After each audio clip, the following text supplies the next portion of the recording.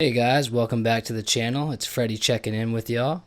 Today I want to just talk about, what the missing piece might be with the carnivore diet that not a lot of people are talking about.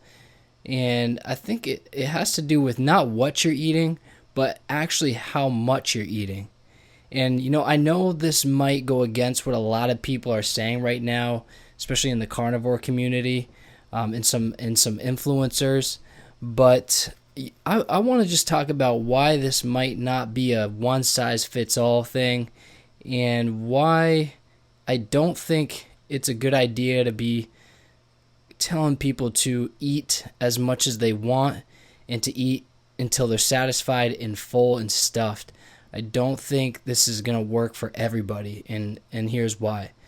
I spent my whole entire life in this fitness and health industry, and I built a lot of muscle. I've cut down to single-digit body fat. I've even competed in some bodybuilding shows in the past.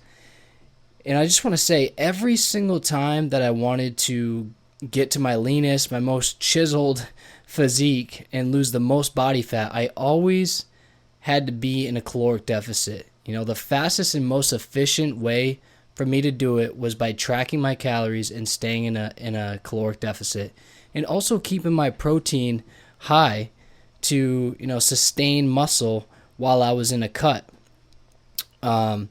So now, don't get me wrong here, guys. The carnivore diet is an incredible tool. It eliminates a lot of food that causes inflammation, especially in the gut, and it can definitely be life-changing for some people struggling with chronic diseases, including myself, who has healed from chronic asthma that I've had since I was 5 years old. I'm now 32, so definitely some healing benefits. Plus, I personally think it can naturally help with fat loss, which I believe is really where the real healing is coming from, because we know that excess body fat is actually inflammatory and tied to so many of today's deadliest diseases. But here's the problem, so when you tell people that they can eat unlimited amounts of meat until they're satisfied, it's not a good idea, because everyone is starting in a completely different place. And I'll give you two examples here from my own life. The first was when I came off of a vegan diet. There's a lot of there's a lot of people following the carnivore diet that have actually come from a vegan diet, so they might be able to relate here.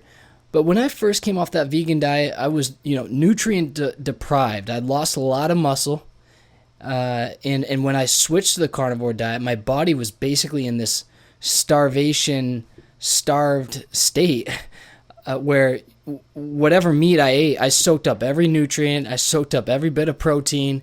And I dropped weight pretty fast, especially glycogen, a lot of water weight. I was eating a lot of carbs. The second example I want to give is right after my bodybuilding shows. Right? Every time after I competed, again, my body was in a depleted state. So both of these states were depleted states, and both of these states were basically nutrient deprived. So I was ravenous, and I could eat a ton of meat and still lose the weight and feel like I could never gain weight, and I was never bloated. Had all these benefits to eating in a caloric surplus and finally feeding myself.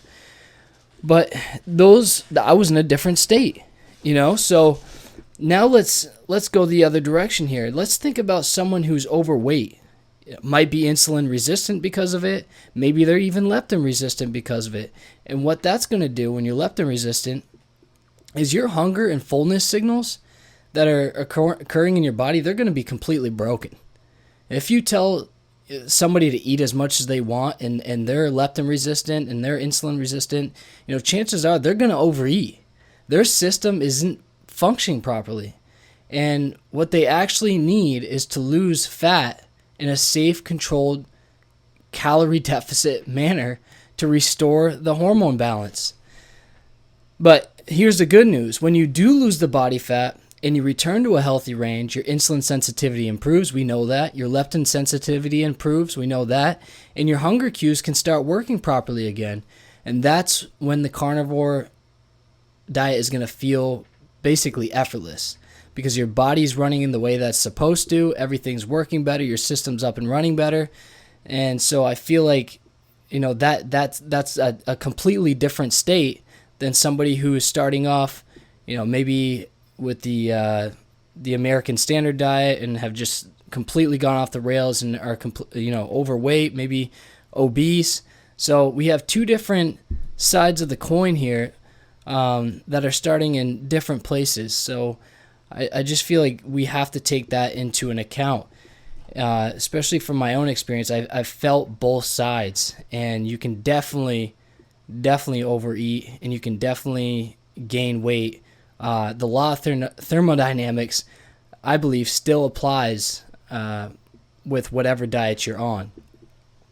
So yes, the carnivore diet does have massive healing potential, but in my opinion, the missing piece, is still going to be tracking calories, especially if you need to lose the weight. Like I said, law of thermodynamics still applies in my mind here. So, if you really want to see results and you're stuck in a place and you feel like you're plateauing and it's not going anywhere, maybe you lost a bunch of weight in the beginning, and it most likely is the water weight, but you feel better because you're losing weight, but you're at this point and you've been here for a few weeks or a couple weeks and you're just not noticing any improvement. The biggest thing, guys, here is to continue on so that we can lose the excess body fat that doesn't need to be there. We got to get you down there as soon as possible, more efficiently, and as quickly as we can, right? But in a safe manner. So tracking calories is going to get you there without having to guess every single day, So get into a caloric deficit, heal your body, and then move back up to maintenance calories once you've restored the balance.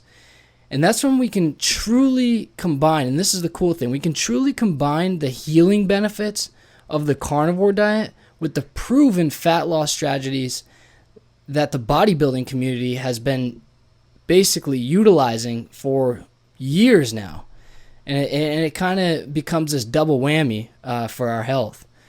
But that's going to be all for today, guys. If you found this helpful, make sure to hit that like button, subscribe to the channel, and turn on that bell notification so you don't miss the future videos. I hope this video helps somebody out there because I know that I've been through that same position. And if you're finding this video, I hope it helps. Until next time, guys, peace.